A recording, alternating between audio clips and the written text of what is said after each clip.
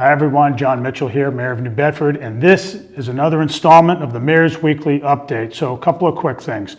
So one thing on the fishing front, I submitted a letter this week to the New England Fisheries Management Council about its scallop plan for the next scallop season, the 2025 scallop season.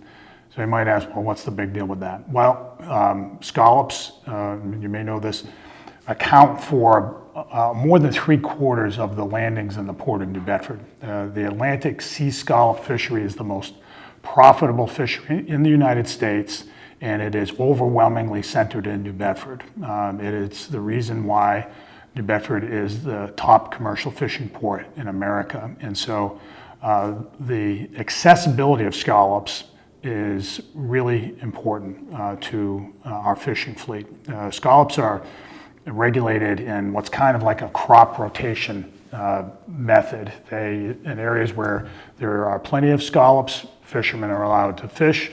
Where they've been diminished, those areas are closed up. This is all done by the National Oceanographic and Atmospheric Administration, otherwise known as NOAA.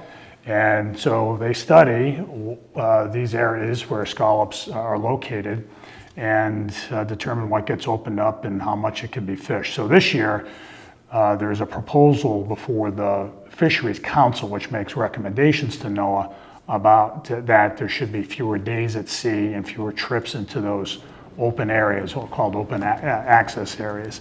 And so that has caused some concern on our waterfront. So we're going before the Fisheries Council this week to make the argument that our scallopers need more time, more days at sea, as well as more trips into those access areas. So it's the kind of advocacy that we do for the industry because it's so important to the economy here and to so many families in our region, and we'll continue to do that. The other thing I just want to talk about today is it's the holiday season. We're kicking it off big time this weekend with the holiday tree lighting right here at the main branch of the public library. We have a parade that comes up William Street, and then from there we go up the street, we go to the tree lighting and light the tree. But it's always a fun time. The weather's supposed to be good. There's always a lot of families out there, and what's a little bit different this year is that we've got a new and improved tree. We've got a great tree that was donated, and as we get every year. But the other thing is the ornaments are different. Usually we put sort of stock ornaments up on the tree. This year, students from the Swift and Brooks schools made new ornaments. They took blank ornaments and they made their own customized decorations on them. So they'll be there as well for the festivities. But it's kind of a cool thing. It involves the elementary school students in the production of the whole program. So many thanks to them for doing that. I think it's going to add to the overall vibe of the holidays. So be there or be square. It's always great.